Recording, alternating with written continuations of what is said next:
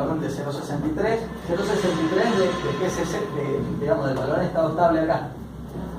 Cuando es 2 tau, 0,86, 3 tau, 0,95, y en la medida que va corriendo el tiempo, cada vez se va haciendo asintótica la curva al valor en estado estable. ¿Se entiende? Bien, eso es lo importante, que tengan en cuenta eso. Lo único que hemos hecho acá es matemáticamente llegar a la misma expresión a la con la que ustedes han trabajado anteriormente, lo han visto en física 2, nada más que ahora estamos viendo cómo el tau lo estamos definiendo y no interesa si estamos hablando de un sistema eléctrico, térmico, fluídico, lo que sea. Lo que pasa es que siempre voy con la analogía eléctrica porque es la que, en donde ustedes han visto el tau, en donde ustedes lo han trabajado en física 2, entonces es más fácil para que ustedes lo comprendan. Bueno, finalmente reemplazamos esto. Ahora vean esto. Esta es la expresión, la ecuación diferencial que nosotros tuvimos al principio, ¿sí? Ahora, ¿qué es lo que yo voy a hacer? Voy a dividir a todo por A0 y voy a dejar a este término solo. Entonces voy a tener A1 sobre A0, acá esto va a quedar 1 y acá B sobre A0, ¿sí? Ahora, en función de lo que hemos definido recién, A1 sobre A0 que es tau, ¿sí? Y B sobre A0, ¿sí? Es el valor en estado estable, ¿entiendes? O sea, la función en estado estable, la función de transferencia en estado estable. Yo de ahí la saco la salida en estado estable sin hacer Laplace, nada. Claro, o sea, por eso yo siempre les recomiendo, traten de trabajar con la ecuación diferencial de primer orden de esta manera, es decir, expresada de esta forma. ¿Por qué? Porque si ustedes este término lo dejan solo, ustedes saben que lo que tengan al lado del término diferencial, el tau, puede ser 4 o puede ser 2p, no sé, lo que sea que tengan, porque tal vez puede ser un conjunto de cosas ahí que digan despejen tal o cuál es el valor de tal cosa. Bueno, entonces ustedes saben que lo que tienen acá es tau, y saben que lo que tienen del otro lado, al lado de la entrada, ¿sí? No es otra cosa que la función de transferencia en estado estable. ¿Se entiende? Entonces por eso mi criterio es trabajen de esta manera. Yo sé que en matemática avanzada suelen trabajar de otra manera y trabajarla, o sea, tal vez agarran esta expresión, la transforman, pero ¿cuál es el problema? Yo les recomiendo, llévenla más o menos a esto y después transfórmenla. Porque de acá en adelante ustedes van a empezar a trabajar con tau y con esto, pero permanente. Sí, no lo digo en esta materia, lo digo en muchas materias que tienen después posterior. Entonces, yo les recomiendo adaptense más a esta terminología que a la que ustedes han venido trabajando en matemáticas avanzadas. Es exactamente lo mismo, pero la manera de interpretar las cosas es totalmente distinta. Pero, ¿para qué transformaría 2 si 2 hace la ecuación de la salida? Está bien, pero ahora porque estamos hablando de algo muy sencillo, digamos. ¿Sí? Pero espérate cuando llegas al segundo orden, al tercer orden, ¿entendés? Aparte igual, ya vamos a ver... Si fuera el segundo orden, el tau sería lo que acompaña la derivada segundo. No, el tau no lo vamos a tener en la ecuación de segundo orden. Ahí vamos a hablar de... Ahí vamos a tener una frecuencia natural y un coeficiente de amortiguamiento relativo. Pero eso lo vamos a ver ahora en un ratito. Entonces, recomendación, cuando les den una ecuación diferencial, porque tranquilamente les puede pasar en un parcial que la profesora les ponga una determinada ecuación diferencial acá y les digan, bueno, no sé, calculen el tau y después, por supuesto, calculen cosas más complicadas, no le va a decir el tau nada más. ¿Sí? Entonces ustedes directamente, si acá tienen cualquier expresión y acá suponen que tienen 2 θ 0, dividan todo por 2, ¿sí? Esto lo dejan en 1 y directamente saben que lo que tienen acá es tau. Puede ser 4, 3, 8, 20, lo que sea, ¿sí? Pero van a ver que en el caso de la ecuación diferencial de segundo orden vamos a llegar a una conclusión, a una expresión parecida, pero en verdad vamos a trabajar con que el término de la derivada segunda es la que va a estar acompañado de 0, o sea, de 1, es decir, va a estar así. ¿Se entiende? O sea, así como acá dejamos al término independiente con 1, lo que vamos a ver con la ecuación diferencial de segundo orden, que lo mejor es tratar y dejar la derivada segunda sola y después dejar todos los números del otro lado. Bueno, acá vamos a empezar con algunos ejemplos de sistemas de segundo orden, ¿sí? Bueno, esto es el ejemplito. Este ejemplo es el de como la amortiguación de un vehículo, ¿sí? Donde la masa normalmente tiende a ser la rueda, los amortiguadores y el resorte, bueno, eso se da en el sistema de amortiguamiento de un auto, ¿sí? Bueno, esta expresión ya la hemos visto anteriormente, ¿sí? La fuerza neta la reemplazamos por masa y la derivada segunda del desplazamiento con respecto al tiempo, y reordenando, dejamos esta expresión de esta manera. Ahora, fíjense, variable, o sea, función de salida, función de entrada, ¿sí? Y ecuación diferencial expresada de esta manera. ¿Se entiende? Bueno. Ahora, veamos qué pasa en este caso. Si no hubiera amortiguamiento, es decir, si este C o digamos este amortiguador no estuviera, lo que tendríamos es que cuando nosotros aplicamos una entrada de escalón, es decir, cuando la fuerza, una entrada de escalón en un sistema como este es hacer una fuerza bruta, ¿sí? una fuerza bruta, digamos, y modificar esto, o hacerla y mantenerla, por supuesto. Entonces, esa entrada de escalón que estaría acá, si nosotros no tuviéramos amortiguamiento, este sería el resultado, lo que tendríamos. Es decir, esto oscilaría permanentemente porque no habría nada que lo vaya amortiguando. Ahora, no obstante, el amortiguamiento que va a causar que esto haga así o que esto haga así. Es decir, ¿cuándo puede ocurrir esto? Es el típico caso, ¿sí? Este es el típico caso, cuando ustedes hacen que el auto hace... Bueno, ahora... Claro, es decir, cuando se comen un pozo o lo que sea y el auto, ¿verdad? Bueno, ahí está acá, pero si ustedes tienen que el amortiguamiento es muy grande, ¿sí? Es decir, si este C o este valor de C en este caso es muy grande, la oscilación prácticamente no va a existir, sino que lo que va a hacer el sistema es amortiguarlo, pero sin que ustedes noten la oscilación, es decir, lo va a amortiguar de esta manera. Es decir, va a llegar al mismo valor, pero sin tener que hacer todas las oscilaciones. ¿Se entiende? Bueno, un ejemplo de segundo orden, también llevado al caso eléctrico, que es el que más han visto ustedes, sería en el caso de un resistor, un inductor y una capacitancia. Como ustedes saben, gracias al resistor, el resistor es lo que hace amortiguamiento en este sistema, y la expresión a la que llegaríamos es una expresión de este estilo, ¿sí? En donde, bueno, yo acá porque llevo esta expresión, ¿por qué? Porque yo he decidido que LC, que estaba de este lado, ¿sí? Pasarlo dividiendo y dejar este término acá liberado, entonces me queda esta expresión de este estilo, ¿sí? Bueno, básicamente no lo vamos a analizar porque es lo que ya hemos visto en clases anteriores, pero en este caso también queda una variable en este caso no estamos evaluando la tensión en el capacitor, porque si no acá tendríamos que estar hablando de la derivada de la tensión de salida, sino que lo que se está evaluando como salida es la corriente, ¿sí? Y en definitiva la entrada, digamos, la tensión que tenemos acá. Bueno, en el caso de una ecuación diferencial de segundo orden, la manera de resolverla es muy parecida a la que hemos visto recién. Es decir, tenemos A2, A1, A0 y B, que son constantes. Acá tenemos la función de entrada y la función de salida, ¿sí? Bueno, sabemos que en ausencia de cualquier tipo de amortiguamiento, la salida de un sistema de segundo orden es una situación continua, la cual puede escribirse de esta manera. Es decir, si nosotros no tenemos amortiguamiento, la expresión se podría escribir de esta manera. Es decir, y tendríamos donde A es la amplitud y omega es la frecuencia angular de las oscilaciones. ¿Sí? Bueno, si esto ocurriera, es decir, si nosotros no tenemos oscilaciones y esto ocurriera, bueno, entonces esta que sería mi salida, yo la derivo una vez, tengo esta expresión, la derivo dos veces, tengo esta expresión y como pueden ver, esta expresión que es A por seno omega t, lo tengo acá, A por seno omega n por t. Entonces, en definitiva, es lo mismo que esta expresión de acá. ¿Se entiende? ¿Me siguen? Entonces, después yo voy a ir a reemplazar esto acá, esto acá y esto ahí. ¿Se entiende? Pero ¿por qué usar la vecina amortiguamiento? No, este es un caso, por eso pongo acá, en ausencia de cualquier tipo de amortiguamiento, es un ejemplo, digamos, en el caso que yo no tenga amortiguamiento, la salida va a oscilar de manera indefinida con esta expresión. Y como esa es mi salida, si yo quiero representar esto en esta ecuación, tengo que hacer la derivada primera, la derivada segunda y después reemplazar, ¿me entiendes? Pero se refiere en ese caso que la salida de oscilación o en todo. No. En este caso puntual, la salida esa que yo expresé, porque la solución es permanente. Si no, digamos, si no fuera permanente, yo no puedo tener esta expresión. ¿Entiendes?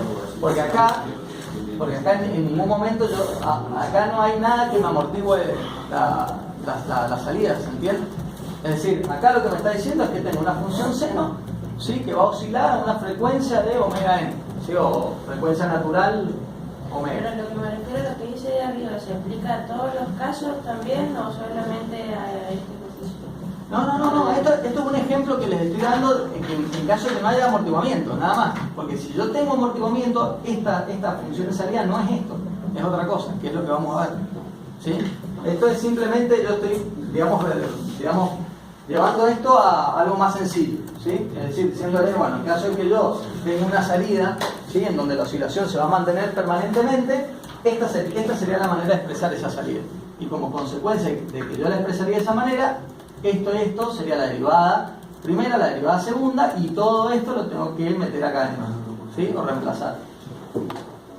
Básicamente, el libro no hace toda la demostración, digamos, pero la ecuación diferencial de segundo orden, digamos, general, se escribe de esta manera, con la que se trabaja, con la que vamos a trabajar nosotros. Así como en la ecuación de primer orden, nosotros trabajábamos con esta expresión de acá,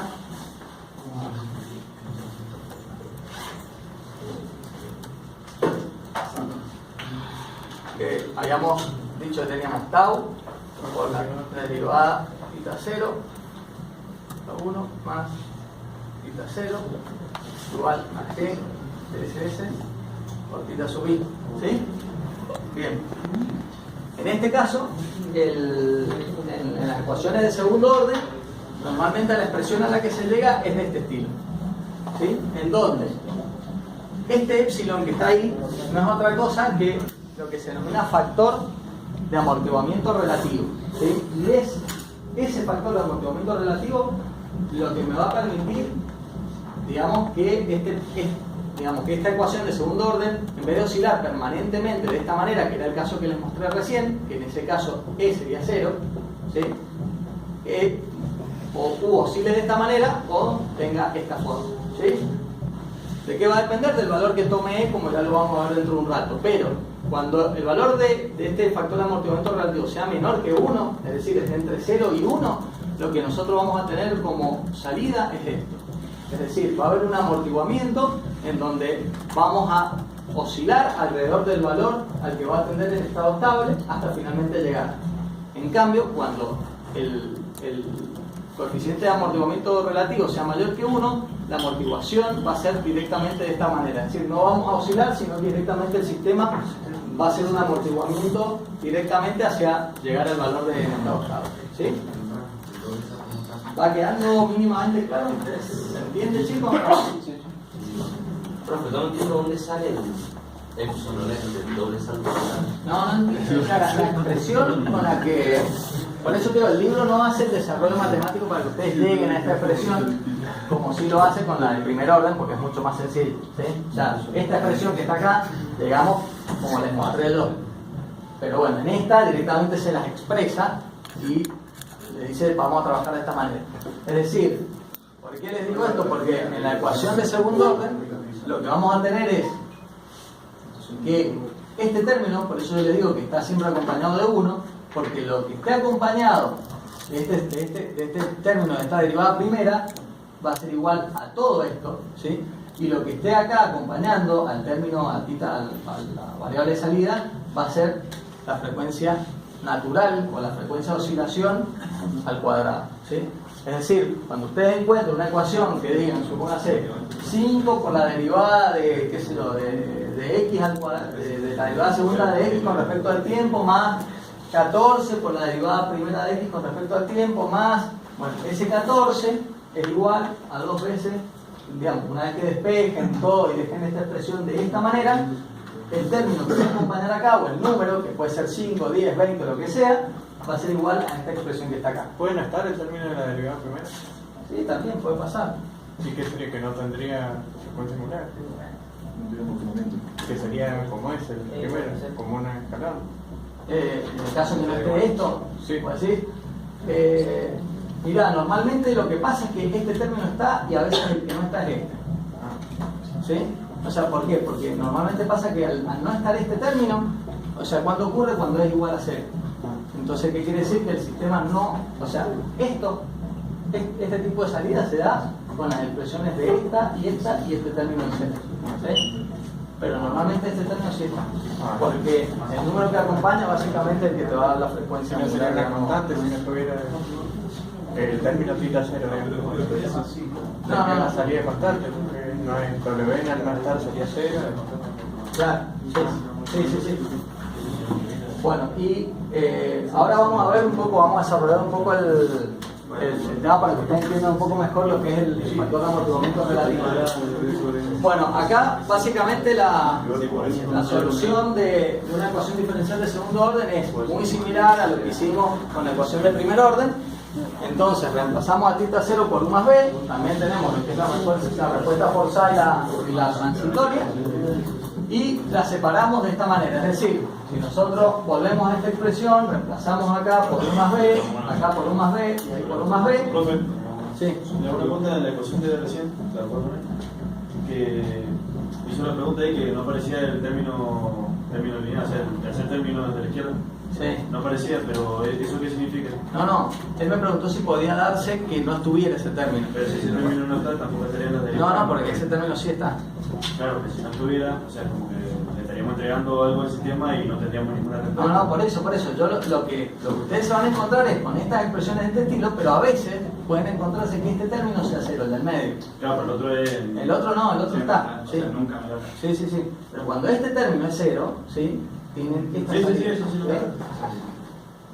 Bueno, finalmente van a tener dos expresiones a las que van a llegar a la, digamos, hacemos exactamente lo mismo que hicimos en la ecuación diferencial de primer orden, nada más que lo hacemos ahora sobre esta ecuación, reemplazamos este θ0 por U más B, y cuando la desarrollamos, llegamos a estas dos expresiones, o sea, llegamos a que esto más esto es igual a esto, lo abrimos en estas dos expresiones, y tenemos la respuesta transitoria y la respuesta forzada. Nuevamente, la transitoria no depende de la función de entrada, mientras que la forzada o la estado estable sí lo hace. ¿Sí? Profe, una pregunta, ahí cuando elige que cuál va a ser igual, ¿es aleatorio eso? O sea, No. tiene que... No, bueno, en verdad... Porque podría haber elegido la otra. Sí, está bien, pero yo igual, es lo mismo porque si yo hubiera puesto acá al revés, yo te cambio la flecha y te pongo que U sería la forzada y que esta y la otra sería la transitoria. O sea, la que está igual a 0 es la transitoria, ¿sí? Ustedes pónganle U, B, J, lo que a ustedes les guste, pero la que es igual a 0 es la transitoria y la otra es la forzada. Bueno, ahora para resolver probamos con una determinada solución. En este caso usamos esta expresión, es decir, a U le damos el valor de A por E a la ST, eso mismo hicimos con la de primer orden, ¿sí? Derivamos por primera vez y nos da esta expresión, y volvemos a derivar y nos da esta expresión. En esto que tenemos acá reemplazamos, esto lo traemos acá, esto lo traemos acá, y el valor de U lo llevamos acá, y nos queda esta expresión, ¿sí? Simplificamos todo lo que está en los tres, es decir, A, ¿sí? S cuadrado, en este caso, perdón, E a la ST, E a la ST, E a la ST, y tenemos esta expresión, la expresión es característica auxiliar. Ustedes la han visto como expresión de ecuación característica, me parece, pero bueno. Finalmente, a través de la ecuación de las cuadráticas, para determinar el valor de S, menos B más menos, 4AC, bueno, todo lo que ustedes ya conocen, llegamos a que S1 toma este valor y que S2 toma este valor, ¿sí? Fíjense que en este caso son exactamente igual, cambia el signo, el segundo signo. Ahora, ¿qué me dice esta expresión? ¿Qué pueden leer sobre todo de este término, del segundo término, de este que está acá o de este que está acá?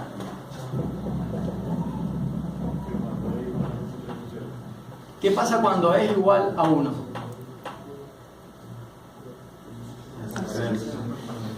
¿Ah? Tiene que ser una sola. Cuando es igual a 1, todo esto que está dentro de la raíz cuadrada es 1. O sea, es 0 en definitiva. Entonces esto se anula y S1 y S2 son iguales. ¿Me entienden? O sea que tendríamos ahí que las dos respuestas, digamos, tanto S1 como S2 es la misma, ¿sí? Eso es lo que se denomina críticamente, ¿sí?, amortiguado. Lo vamos a ver. Pero ¿qué pasa si E es mayor que 1? ¿Sí? Entonces, si E es mayor que 1, yo tengo acá dos soluciones, S1 y S2, con valores distintos, ¿sí? Entonces tengo un sobreamortiguamiento, ¿sí? Tengo un sobreamortiguamiento, y cuando eso ocurre, es cuando yo les digo que no oscila, es decir, nosotros llegamos al valor de estado estable, pero sin que se realice ningún tipo de oscilación, es decir, el sistema no va buscando el valor de estado estable y lo pasa y vuelve a estar por debajo y lo pasa hasta que finalmente llega al valor, sino que de esta manera, como es sobreamortiguado, lo va haciendo de manera, digamos, paulatina, va creciendo. Mientras mayor sea el valor de E, ¿sí?, lo va a alcanzar de una manera más rápida, ¿sí? Mientras menor sea, lo va a ir alcanzando, digamos, un poco más en el tiempo. La diferencia es que siempre E va a ser mayor que 1, ¿se entiende? Ahora, ¿qué pasa cuando es menor que 1? Ahí es donde se llama el quilombo. Exactamente, ¿por qué? Primero porque entramos a los números complejos, porque estamos hablando de un sistema subamortiguado, ¿sí? Y porque lógicamente la matemática se vuelve más complicada, ¿sí? Bueno, nosotros que buscamos sistemas sobreamortiguados o subamortiguados. No,